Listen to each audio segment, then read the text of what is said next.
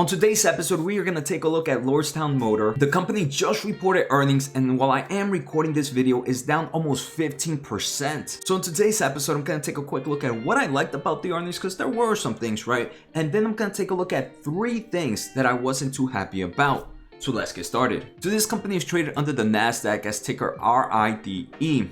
It is currently sitting at $8.37, and from its 52-week high, the stock is down almost 73%. That to me is insane, with currently a market cap of $1.48 billion. All right, so now let's take a quick look at some of the highlights, right? There were some good things about this earnings. Before we take a look at the 3 reasons that I think the stock price is down, the first thing is timeline of the start of production is still set for late September of 2021. Unfortunately, right now, we're going to talk about it in a bit. They are expected to see limited capacity compared to their original numbers, but at least the production date is still on schedule. They have also completed construction of 48 out of the 57 prototype vehicles and will begin pre-production vehicles built in July. So like I mentioned, things are still progressing. They have also passed 2 of the most difficult crash tests and currently continue to expect that they can achieve a 5-star crash rating because the vehicles are performing as planned and expected. Lordstown is still moving forward with their production lines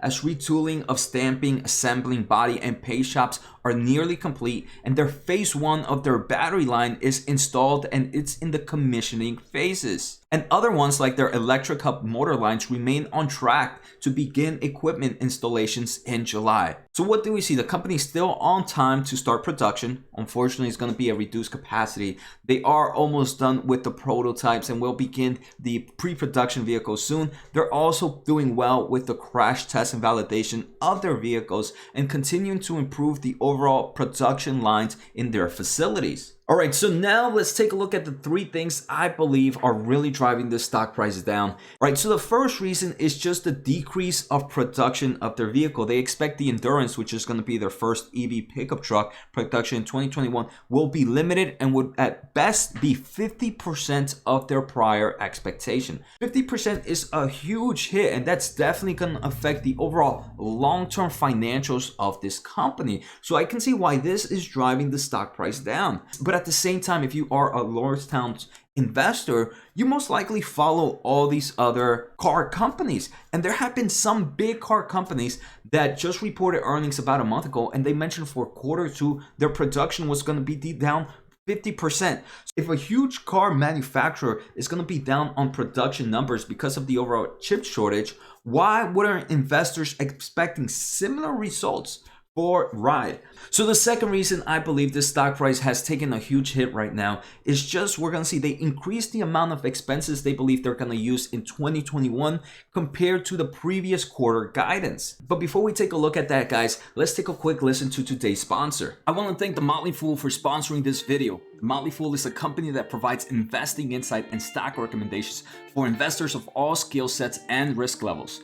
You guys know I love finding new investing tools and resources to help me scout out new growth stocks. And right now I have a discount for one of my favorite services the Fool offers. Through the Motley Fool Stock Advisor services, you get access to a ton of expert stock picks. Every month you'll get 2 new picks that are aimed at growing your wealth and to help you realize your financial goals. Stock Advisor's average stock picks have done amazing returns. If growing your money is something you'd like to do more of this year, you can visit fool.com/Jose Najarro or click on the link below for access to my special offer and decide if the Stock Advisor is right for you. Thanks again to the Motley Fool, and now onto today's video. So here we can see that on this recent quarter, they revised their expectations for operating expenses by about $115 million compared to the midpoint at guidance of last quarter. Now let's take a quick look at where that $115 million is going for. So now they expect operating expenses of between $55 to $60 million in selling and administrative costs,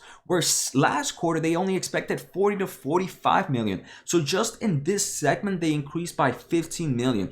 And this has some investors wondering, like, hey, you guys are going to sell 50% less vehicles and you have lower production. So why are you increasing this expense right now? It makes no sense whatsoever.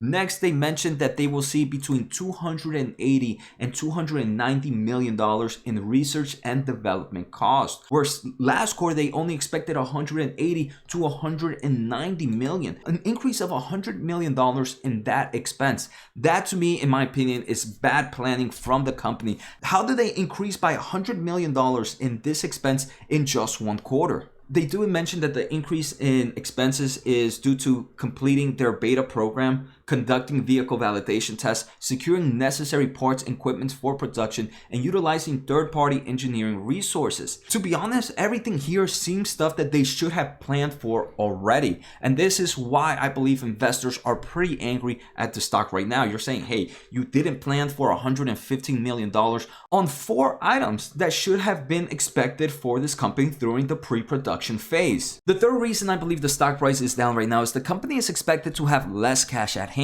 By the end of 2021, they expect somewhere between $50 to $75 million. This is a whole different story compared to last quarter. Last quarter, they expected at least $200 million in cash. Again, this is mainly due to the overall increasements of expense, but that's such a little bit amount of money in my opinion, right? This is a company that's I understand, right? I understand this is a growth stock. For those that have watched me before, you guys know I love growth stocks. But so I understand that a company needs to be able to burn cash, needs to be able to have certain quarters without making revenue as they are producing their vehicles or producing their products, right? But at the same time, an investor should expect that they have a very, very strong balance sheet with very low debt. Right now, they have about $587 million in cash and cash equivalents. So they're saying by the next 9 months, they expect to burn about $500 million. Most of this money's cash is about to be burned out. Next, they do mention because they're going to be kind of low in cash and because of the overall improvement of expenses, they are doing plans of taking out ATVM, which is an advanced technology vehicle manufacturing loan. This loan will help them build the cash position, but it will come with the debt, right?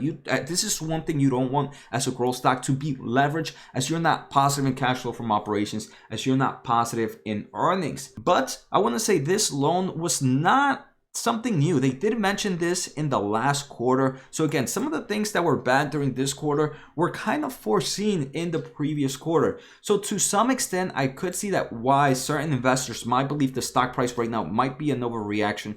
But I can definitely see why other investors might not have liked the results. For me, I'm personally not enjoying the company. I personally wouldn't buy it at this level. So this doesn't mean it's a bad investment, right? Just because I won't buy it doesn't mean it's a bad investment. It's just not an investment that meets my risk to reward criteria, right? I believe right now there's too much risk, especially with the overall burn down in cash and now that they're gonna have to build up a debt leverage and still have yet to produce a vehicle. That to me is too risky for me. If you are currently a holder of RIDE, may I say best of luck to your investment, and I hope you guys have a good day. So take care.